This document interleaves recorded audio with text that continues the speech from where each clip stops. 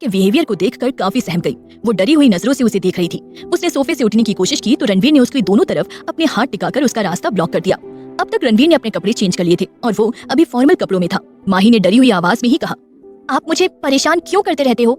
रणवीर ने उसकी आंखों में देखते हुए कहा, क्योंकि तुम्हें परेशान करने का राइट है मेरे पास। इतना कहकर उसने माही की नेक को किस करते हुए आगे कहा, और मैं जब चाहूँ जहाँ चाहूँ तुम्हें परेशान कर सकता हूँ, and you can't stop me even if you want. Ranveer ने लास्ट की लाइन सिलेक्टिव टोन में कही तो माही ने उसे रोकते हुए कहा, देखो मुझे घर जाना है, देर हो रही है। रणवीर ने उसकी बात का कोई जवाब नहीं दिया। तभी रणवीर का फोन रिंग करने लगा। माही को एक और बहाना मिल गया था रणवीर को अपने आप से दूर करने का। उसने रणवीर को दूर करते हुए कहा, आपका फोन कब से बज रहा है, पहले कॉल रिसीव कर लो। फोन बार बार रिंग किए जा रहा था। रणवीर इरिटेट होकर जैसे ही अपना फोन रिसीव करने के लिए उठा, वैसे ही माही भागते हुए वॉशरूम में घुस गई। रणवीर ने फोन कान पर लगाए हुए ही माही को भागते देखा और फिर फोन लेकर बाहर बालकनी की तरफ चला गया। रणवीर को पहले ही गुस्सा आ रहा था क्योंकि फोन की वजह से उसे माही से दूर होना पड़ा था। उसने झल्लाते हुए कहा, ऐसी कौन सी आफत आ गई थी कि कुछ देर रुक नहीं सकते थे? पर दूसरी तरफ की बात सुनकर उसके फेस एक्सप्रेशन से एकदम डार्क हो गए। उसने दांत पीसते हुए कहा, मैं अभी आ रहा हूँ। ये कहकर उसने कॉल डिस्कनेक्ट कर दिया और रुद्र का नंबर डायल किया। दूसरी तरफ से जैसे ही रुद्र ने फोन रिसीव किया, रणवीर ने उससे माही को घर छोड़ने के लिए कहा और बाकी की कुछ बात करके फोन डिस्कनेक्ट कर दिया। वैसे वो माही को किसी ड्राइवर के साथ भी घर भेज सकता था, पर अभी जो सिचुएशन थी उस हिसाब से वो रुद्र के अलावा किसी और पर भरोसा भी नहीं कर सकता था। रणवीर वापस अपने रूम में आया और एक नजर वॉशरूम की तरफ देखा। डोर अभी भी बंद था। उसने अपना ब्लेजर उठाया और रूम से बाहर निकल गया। कुछ देर में माही शावर लेकर बाहर आई तो उसे रूम में कोई भी नजर नहीं आया। उसने एक राहत की सांस ली। वो जल्दी से रेडी होकर नीचे आई तो वहाँ रुद्र उसका वेट कर रहा था। उसे रणवीर कहीं नजर नहीं आया। ये देखकर माही को लगा कि रणवीर शायद उससे नाराज हो गया है। उसने रुद्र के पास आकर कहा, जीजू आप? रुद्र ने कहा, हाँ मैं। रणवीर ने मुझे फोन किया था कि मैं तुम्हें घर छोड़ दूं। वैसे तुम अब ठीक हो? माही ने थोड़ा कंफ्यूज होते हुए पूछा। हाँ मैं ठीक हूँ, क्यों? रुद्र ने कुछ देर सोचा और फिर बात को टालते हुए कहा, चलो पहले तुम ब्रेकफास्ट कर लो, फिर मैं तुम्हें घर छोड़ दूंगा। माही ने डाइनिंग टेबल की तरफ भागते हुए कहा, हाँ मुझे घर जाना है, पता नहीं चाची जी क्या सोचेंगी। रुद्र ने भी चेयर पर बैठते हुए कहा, अरे कुछ नहीं कहेंगी, सारिका ने उन्हें पहले ही कह दिया था कि तुम उसके साथ होटल में रुक गई हो। माही ने जल्दी जल्दी खाते हुए कहा, ये तो दी ने अच्छा किया, वरना मुझे तो बड़ी टेंशन हो रही थी। जल्दी खाने के चक्कर में उसके गले में खाना अटक गया और वो खांसने लगी। रुद्र ने जल्दी से उसे पानी दिया और उसकी पीठ रब करते हुए कहा, आराम से खाओ, तुम्हें जल्दी किस बात की है? माही पानी पीकर थोड़ा रिलैक्स हुई, फिर धीरे धीरे खाने लगी। रुद्र वापस अपनी चेयर पर बैठ गया। वो माही को देखकर किसी सोच में गुम था कि तभी माही की आवाज से अपने होश में आया। माही ने उसके फेस के आगे अपना हाथ हिलाते हुए कहा, जीजू कहाँ खो गए? रुद्र ने स्माइल करते हुए कहा, कहीं नहीं। फिर कुछ देर रुककर उसने कहा, अच्छा माही मैं तुमसे कुछ पूछूं तो तुम उसका सही जवाब दोगी ना? माही ने खाते हुए कहा, पूछिए ना। रुद्र ने पूछा, तुम इस शादी से खुश तो हो ना? रुद्र के मन में ये सवाल काफी दिनों से था और आज उसे मौका भी मिल गया तो उसने पूछ लिया। उसका सवाल सुनकर माही के खाना खाते हाथ रुक गए। उसने एक नजर रुद्र की तरफ देखा और फिर नजर झुकाकर बोली, कभी कभी कुछ फैसले हमें अपनों की खुशी के लिए लेने पड़ते हैं और मेरे बाबा इस शादी से खुश हैं तो मैं भी उनकी खुशी में खुश हूँ। ये कहते हुए माही के फेस पर एक फीकी सी स्माइल आ गई। रुद्र ने पूछा, तो तुम ये शादी सिर्फ अपने बाबा की खुशी के लिए कर रही हो? माही ने सिर हिलाते हुए कहा, रुद्र ने पूछा, क्या तुम्हारे दिल में रणवीर के लिए जरा सी भी फीलिंग्स नहीं है? रुद्र की इस बात का माही ने कोई जवाब नहीं दिया। वो रुद्र को कैसे बताती कि रणवीर ने तो बहुत पहले ही उससे जबरदस्ती मैरिज पेपर पर साइन करवा लिए थे। हालांकि वो नहीं जानती थी कि रुद्र को इस बारे में सब कुछ पता है। माही को कुछ ना बोलते देख रुद्र ने उससे आगे कुछ नहीं पूछा। शायद कहीं ना कहीं वो उसका जवाब समझ गया था। उसने फिर प्यार से कहा, माही भले ही मैं रणवीर का भाई हूँ, लेकिन कभी भी इन द फ्यूचर तुम्हें मेरी जरूरत हो तो तुम मुझसे बेझिझक कह सकती हो। जैसे मेरे लिए रूही है वैसे ही तुम भी हो। रुद्र की बात सुनकर माही के चेहरे पर प्यारी सी स्माइल आ गई और उसने हाँ में सिर हिला दिया। कुछ देर में ही दोनों नाश्ता करके वहां से निकल गए।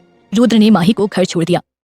पुरानी फैक्ट्री में एक 22-23 साल का लड़का घुटनों के बल बैठा हुआ था। उसकी हालत देखकर लग रहा था जैसे उसे बहुत टॉर्चर किया गया है। उसके सामने ही रणवीर एक चेयर पर किसी किंग की तरह बैठा था।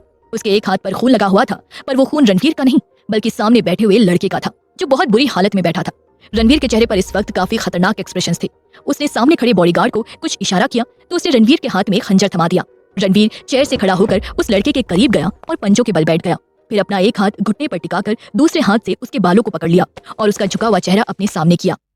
रणवीर की गुस्से से लाल आंखें देखकर वो लड़का कांपने लगा। उसने डरते हुए कहा, मैं जो कुछ भी जानता था वो मैं आपको पहले भी बता चुका हूँ, अब मुझे जाने दो।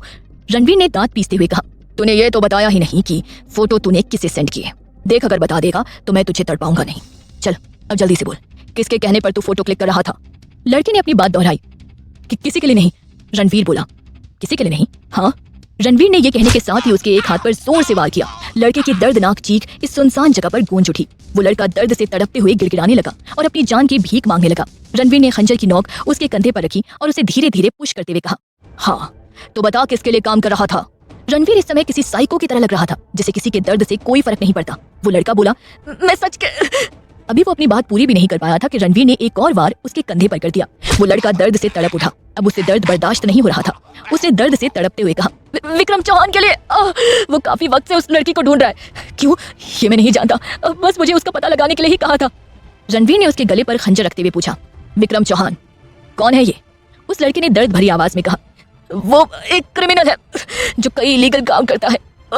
उसका काम लड़कियों की खरीद फरोख्त है। इससे ज्यादा मैं उनके बारे में नहीं जानता। इतना कहकर वो चुप हो गया। रणवीर ने एक जलती हुई नजर उस लड़के पर डाली और आखिरी वार करते हुए उसके गले पर खंजर चला दिया। इसी के साथ उसका चेहरा खून के छींटों से लाल हो गया। वो लड़का बेजान होकर एक तरफ लुढ़क गया। रणवीर खड़ा होकर खंजर की धार पर अपना हाथ चलाते हुए बोला, मैंने कहा था तड़पाऊंगा नहीं, ये नहीं कहा था कि मारूंगा नहीं। ये कहने के साथ ही उसके फेस पर एक डेविल वाली हंसी आ गई। फिर उसने एक खतरनाक एक्सप्रेशन के साथ अपनी सर्द आवाज में कहा, विक्रम चौहान तुझसे तो बहुत जल्द मिलूंगा मैं, और वादा है तुझसे कि तुझसे मेरी पहली मुलाकात तेरी जिंदगी का अंत होगा। ये कहकर रणवीर वहां से निकल गया। उधर आज माही और रणवीर की संगीत नाइट थी। संगीत कपूर मेंशन में था और आज से 2 दिन बाद शादी की डेट थी। माही और पूरी फैमिली रेडी होकर कपूर मेंशन पहुंच चुके थे। माही जहां गोल्डन कलर के गाउन में किसी अप्सरा से कम नहीं लग रही थी, वहीं रणवीर ब्लैक आउटफिट में हैंडसम और चार्मिंग लग रहा था। प्रिया, रूही, टीना और सारिका भी संगीत के लिए बहुत अच्छे से तैयार होकर आई थी। संगीत में शहर के बड़े से बड़े बिजनेसमैन मौजूद थे। आखिर ये रणवीर रॉय कपूर की संगीत नाइट थी। कपूर इंडस्ट्रीज काफी वक्त से देश की नंबर 1 इंडस्ट्रीज थी और जब से रणवीर ने इस बिजनेस को संभाला था, उनकी कंपनी एशिया को टॉप 3 कंपनी में आती थी। आज की शाम वेदांत भी वही मौजूद था। अनीता जी की जिद पर वेदांत कुछ दिनों के लिए वही रहने आ गया था। माही प्रिया के साथ ही बैठी हुई थी। जब वेदांत ने उसे देखा तो उसकी तरफ आकर बोला, hello Mahi, you are looking so beautiful today. Mahi ने शर्माते हुए कहा, थैंक यू। माही छोटे बच्चे की तरह शर्मा रही थी। वेदांत तो एक पल उसकी इनोसेंट सी स्माइल में खो सा गया। तभी पीछे से रणवीर ने कहा, मैं जानता हूँ कि मेरी होने वाली वाइफ बहुत ही खूबसूरत है। फिर वेदांत के सामने बैठकर उसकी आंखों में देखते हुए बोला, and in these 2 days this beautiful girl will be completely mine. ये कहते हुए उसके फेस पर एक तिरछी स्माइल आ गई। वेदांत ने एक सार्कास्टिक स्माइल के साथ कहा, I know Ranveer, relax, don't know why I feel you are a little insecure about Mahi, like someone will snatch her from you. उसकी बात सुनकर रणवीर की मुट्ठियां गुस्से से कस गई। माही और प्रिया दोनों कभी वेदांत को देख रही थी तो कभी रणवीर को। फिर उन दोनों ने एक दूसरे को देखा। प्रिया ने तो वहां से खिसकने में ही भलाई समझी। वो मन ही मन सोचते हुए बोली, यहाँ हो क्या रहा है? लग रहा है जैसे वर्ल्ड वॉर 3 शुरू होने वाली है। यहाँ से खिसक लेने में ही भलाई है। ये सोचते हुए वो चुपचाप उठ गई। प्रिया को जाते देखकर माही भी उठने लगी। तभी रणवीर ने उसके हाथ पर अपना हाथ रखकर उसे जाने से रोक दिया, पर रणवीर की नजरें अभी भी वेदांत पर थी। दोनों ही एक पैर पर दूसरा पैर रखकर किसी किंग की तरह बैठे हुए थे। रणवीर ने वेदांत की आंखों में देखते हुए कहा, किसी की औकात नहीं है जो मुझसे मेरी चीज छीन सके। ये कहते हुए रणवीर की आंखों के एक्सप्रेशंस डार्क हो गए, जिसे देखकर माही डर से कांपने लगी। पर वेदांत को जरा सा भी फर्क नहीं पड़ा। वो अभी भी रणवीर की आंखों में देख रहा था, जैसे उसे आंखों ही आंखों में चैलेंज कर रहा हो। तभी वहां रुद्र आ गया। उसने रणवीर और माही से कहा, तुम दोनों को बड़ी माँ बुला रही है। उसकी बात सुनकर रणवीर ने माही का हाथ पकड़ा और उसे वहां से ले गया। दरअसल रुद्र ने जब देखा रणवीर और वेदांत एक पास बैठे हैं और दोनों ही एक दूसरे को घूर रहे हैं, तो वो जल्दी ही वहां पहुंच गया, क्योंकि वो जानता था कि दोनों का ज्यादा देर वहां रहने का मतलब है कोई ना कोई सीन क्रिएट होना। रणवीर और माही के जाने के बाद रुद्र उस जगह बैठ गया और वेदांत से थोड़ा गुस्से में बोला, आखिर करना क्या चाहते हो वेदांत? क्यों बार बार रणवीर के गुस्से को हवा देने की कोशिश करते रहते हो? वेदांत ने दांत पीसते हुए कहा, रणवीर के गुस्से को मैं नहीं तो कोई और हवा देगा। उसका गुस्सा अक्सर लोगों की जिंदगियां बर्बाद कर देता है। मुझे तो ये समझ नहीं आता कि तुमने भी रणवीर को माही से शादी करने से नहीं रोका, जबकि तुम भी जानते हो कि रणवीर कैसा इंसान है। वो बर्बाद करके रख देगा उस मासूम लड़की की जिंदगी को। आखिर क्यों वेदांत को माही की इतनी फिक्र है? क्या रणवीर सच में माही की जिंदगी बर्बाद कर देगा? क्या आगे चलकर वेदांत की बात सच साबित होगी?